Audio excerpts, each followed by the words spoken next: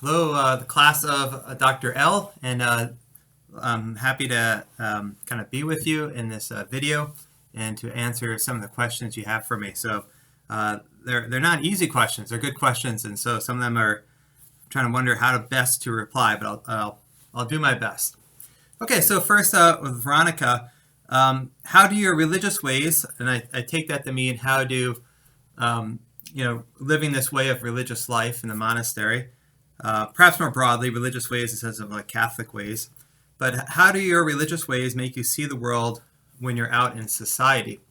So, this life, this is supposed to be a culture and this monastic way of life that forms your way of thinking so that when you go out and you interact with the world out there, so to speak, then that would influence that view. And so I think one of the things you're trying to do is to see everything in the light of God and to be able to relate everything to God. So it helps me, not that I'm perfect at it, but it helps me to think about whatever it is in the world, how does it fit into God's plan of salvation? So God has, we call it divine providence, right? There's a plan, right? We don't understand it all the time, but we believe that in every situation that we encounter, there is a right way of dealing with it. Even if it's a very difficult and painful situation, it could be suffering, but to bear that suffering in imitation of Christ, for example, would be the right way of dealing with the suffering that you encounter. So I think that's one of the things that if I'm living this life well, and to the extent I am, it helps me to see how things going on, even bad things, how do they fit into God's plan? How do you engage those things, in as much as you are going to, in a way that contributes to salvation, to God's work of salvation? Next question from Juan. I feel like there are lots of different reasons to turn to religious life. I would like to ask if you could explain what interested you. Okay, so for me, I felt God calling me to religious life. So it wasn't like a thing in my case. This is different for different people, but in my case, I didn't. It wasn't like I grew up wanting to do this. So I think I had a thought of it, of being a priest early on, like second grade. But it really wasn't a lingering thing for me. So when I was in college, I felt God calling me to this way of life. And so I can't say that I really understood it that well going in. Right? Before you sign on the dotted line, you understand it well enough to commit yourself to it. So don't get me wrong. But so really what interested me at first, though, was trying to do God's will, trying to serve God by dedicating my life to Him in this way. And then you get to see different things over the years, and at different times within your vocation, you'll find different things enriching you or attracting you to the life. So it might be, first this idea of dedicating your life to God. It might later be some work that you're doing in the monastery. It might also then be at certain points of life you really admire certain people in the monastery, and that kind of attracts you to it. It could be different things at different points that are attracting you and in some ways even sustaining you in this life. Easton says, hello, so hello back. What was your biggest obstacle through your journey in becoming an abbot? At what point in your life did you decide you wanted to be a part of the monastic Benedictine way? So you kind of alluded to, I think, just a moment ago. I felt the call to the monastic way of life right after college, really. I just graduated, I went on a retreat here, and I felt God calling me to this monastery. So in my case, it happened kind of quickly. I hadn't been thinking about it, but I visited and felt God calling me to this life. So right after college would be the answer there. The biggest obstacle through your journey in becoming an abbot? That's an interesting question. I didn't. You don't journey to become one in one sense, right? You don't, lobby for it and ask to become it. The community elects you. And so it wasn't really something I was looking for. But in another sense, the journey of becoming a good abbot, right? That's a hard thing. So the biggest obstacle, goodness, it's a hard job. It's the hardest job I've ever had. You have this spiritual leadership, the spiritual responsibility. You deal with difficult situations, and you deal with people's lives. So you have a responsibility in the people's lives. And as St. Benedict says, you'll be held accountable, right? How well did you work at that, helping people on the way to salvation? So that's very challenging. As you go through it and you try to be good at it, what you encounter is your own faults, right? And so you see that. You see your own faults. And St. Benedict alludes to this too in the rule. But then you can also see how your own faults get in the way of you becoming a better abbot, right? So it's very challenging in that way. It really requires conversion and humility and sacrifice and so forth. So I'm still working on that journey of becoming a good abbot. Alana, what does your daily routine consist of? Well, usually it's something like this. I wake up a little bit before 6 o'clock. We have common prayer for about a half hour called Lauds or morning prayer at 6. So we chant that. After that, we have breakfast in silence. And then we go off and do our work. And people might do some praying at first before they start their work. There's usually a little free time before you have to get to your assignment. So recently, I've been raising some ducks, believe it or not. So I'll go get the ducks out of their house, put them in their area, give them their food and all that. In the morning, though, I also like to do some things like study-wise, do some spiritual reading, some reading of other sorts. Perhaps do a little. Right now, I've been reviewing my Latin since I should know that better. And then often I'll do Lectio Divina for a half hour in the morning as well. So pray with the Bible. Then I get to work, and what that work is varies a lot depending on what's going on, what's on my plate. At noon, then we have noon prayer, sometimes called sext, and it's a simple 10-15 minute long prayer, again chanted, the Psalms mostly. And then we have lunch. During lunch, we can talk. Then we go back to our work, and then we have Mass. Usually, this can vary a little bit, but usually what we have is Mass right before 5 at 4:50 p.m. And after Mass, we have supper. And during supper, we listen to someone reading from a book, or a few different books. So, and then we have the recreation period, and then we close the day with another half hour of common prayer called Vespers or evening prayer. So in the evening, it's kind of quiet time. People can do different things. Sometimes relax. Sometimes people catch up on their work, especially if they're teaching, get their homework or grading done, all that.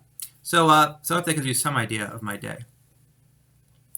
Then Chris says, when devoting your life to the Benedictine monastic way, what was the hardest adjustment, and at what age did you decide to devote your life to this? So again, right after college, so I guess I was 21 years old, roughly around that, 21, 22.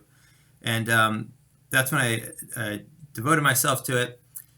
The hardest adjustment when I first joined was just the evenings are quiet, and I was used to hanging out with friends or family in the evening. So it was a little tough being quiet in the evening. Kind of at the end of the day, that's when I expected to talk with people or interact. But over time, similar to what I said before, what attracts you into monastic life at different points in your vocation can vary, and also the hardest thing over different points in one's vocation can vary. So, it can be stuff like that. It might be dealing with a difficult person, right? A person you find difficult, that is. There's still tension sometimes and clashes of personalities in monastery. It could be that. It could be someone struggling with poverty. They don't like living a life of poverty, want to be able to own things and control things themselves. Obedience. Sometimes people feel tested by the vow of chastity and celibate life. They feel called to marriage and have to kind of wrestle through that. Right, so it can vary over time. But at first, for me, one of the big adjustments was the quiet evenings. So, what led you to joining the Abbey, becoming a monk, as well as Abbot? So, kind of said that I felt God calling me to it. And that'd be this. And then again, being Abbot is actually they elect you, so it's wasn't feeling something I was pursuing or a call that I was pursuing. All right, here's Rosamund. I hope I pronounced that right. Sorry if I didn't.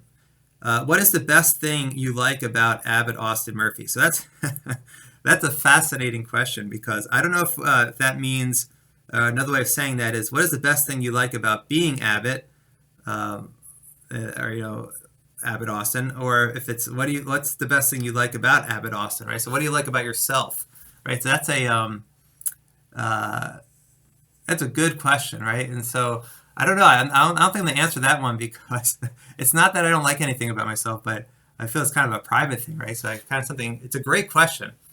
What do you like about yourself, right? To acknowledge that in a way to speak that before God, right? So and kind of to like your own personality, right? So this is a good question. I feel a little embarrassed to answer it though. So I'll pass on that one, but that's thought provoking. Then Angel Maraz, if I'm pronouncing that right, excuse me if I'm not, sorry. Hello, Abbot Austin. What is your favorite form of entertainment? Games, sports, music. So yeah, I like different things, I guess. And I guess sometimes I like going for bike rides, for example. I've enjoyed in the past months raising ducks. I like going for walks, just being outside. Sometimes I like to draw. Yeah, so different things like that. I do like sports. I don't get a chance to play it much besides do some exercise, like bicycling. But I'll watch some sports sometimes, watch some movies sometimes as well. So, what is the best thing about being an abbot? It's a tough job, as I said, but I think the best thing, I guess, is that you have this awesome responsibility, and that means you can do a lot of good, right? So you have opportunities to do that. And I do love the monastic way of life. I'm indebted to it. It's something that's helping me in my conversion. And so you have a chance to help that and to promote it in a way. So that's what comes to mind as the best thing. And then so that was Brendan's question. Guadalupe has a couple of questions. And of all the vows you've taken, which one would you say is the most difficult to follow? How do you overcome this difficulty besides from prayer? And then thank you for saying yes, Lord. So thank you for the thank you. And for your prayers. Yeah, what's the vow? So we have a few different vows. We have there's 3 all religious take, but monks have 5 actually. Those 3 plus a couple others. So we have a vow of poverty. We don't know anything ourselves. Chastity, living a celibate life, and consecrating ourselves to God in that way. Obedience, being obedient to a superior.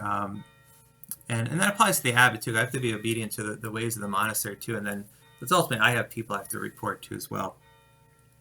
As monks, we have a vow of stability. And also then a vow of what's called conversatio morum, or conversion through a monastic way of life. So what's the hardest one? Again, I think it varies. So I'll tell you again what was the hardest one when I first joined and what I wrestled with it. And it was the vow of stability. So I wanted to serve the Lord. And so I was saying to myself, like, I want to be free to do that, to go here and help the Lord and serve, especially by serving other people, right? So serve people going here, then I'll be there. And this idea that you join a monastery, as I felt God calling me to do, we take this vow of stability. That means we belong to one monastery, one place, our whole life. So it kind of went against this idea of like being free to go here or there, wherever the Lord's calling you to serve people. But for the Lord to say, well, no, stay put, work out your salvation in this one place. That was hard for me to accept, and it kind of clashed with my ideas of how I would serve the Lord. And so I had to learn, especially what it taught me is the value of prayer as a service to other people, and that working here in this one spot, working out your salvation, helping those you come in contact with, help them, serve them, and help them come to closer to God. But by conversion and a life for prayer, you do a lot for other people, and it's often hidden, right? But it is very, very valuable. So that was the most difficult thing at first. At different other points, the other vows might come up, but that was the challenge for me, especially at first. Bernardo asks, what was your biggest personal obstacle, if any, when accustoming to the monastic life? So that was, I just mentioned the one about the vows, but I also mentioned the other one about just adjusting to a quieter life, especially in the evening. So that would apply there too. What does your day, this is Giovanna, and so again, I hope I'm pronouncing that right. I apologize if I'm not. What does your day as an abbot look like, your routine? So I answered that one already, so hopefully satisfied that question. How do you know that the monastic life was 100% for you, and it was the life you were meant to live? That's the second question from Giovanna. This is a very fascinating question because how do you know 100%? Do you know 100%? Well, there's a certain sense in which you're entrusting yourself to God. Are you absolutely certain? Perhaps not in a way. whenever you make a concrete decision, often there's always going to be some element of uncertainty in a certain sense. It's not like you have every single detail figured out, right? But you do have a certainty in the sense that you've discerned, you've thought about it, you've talked to people, you've really reflected on it. You went through a process of making sure this is a life you could live. And if you go through all that and you pray and you're honest about it, you're sincere, you really done some soul searching, and you really feel this is God calling you, and all the signs out there are saying this is something you can do, all right, then when you make that decision, you can be confident that God will provide for you, all right, that God will, it's such a careful discernment process that God is going to, make sure, help you work it out. Whenever it's not that you won't encounter difficulties, you will, right? But God will help you work it out. So that's the confidence. That's the in a certain sense, certainty that you have, is that you've done this and you put your trust in God. You can second guess yourself to death, right? In any vocation, marriage as well. So that's what I say about that. What guided you towards monastic life? This is Leslie's question. I'd say God. Again, it wasn't something I kind of grew up thinking I was going to do, and but God kind of called me to it, and it's hard to say. It's actually a good question. I would have to think about it further, because there's things that really kind of nudged you toward it. But what happened was that I was introduced to the monastery by a girl I knew in college. Her father was a cook at the monastery and gave my name to the vocation director. So that was a guiding influence in a way. Did you always know or feel you'd be an abbot? No, it wasn't something you know, and in some ways you kind of don't want to be, because it's an awesome responsibility.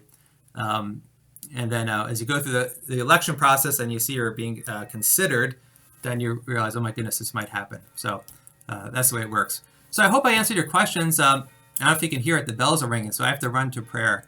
But God bless you. I hope you've had a good semester under these trying circumstances. So God bless you. Stay safe, and please pray for us here at St. Procopius.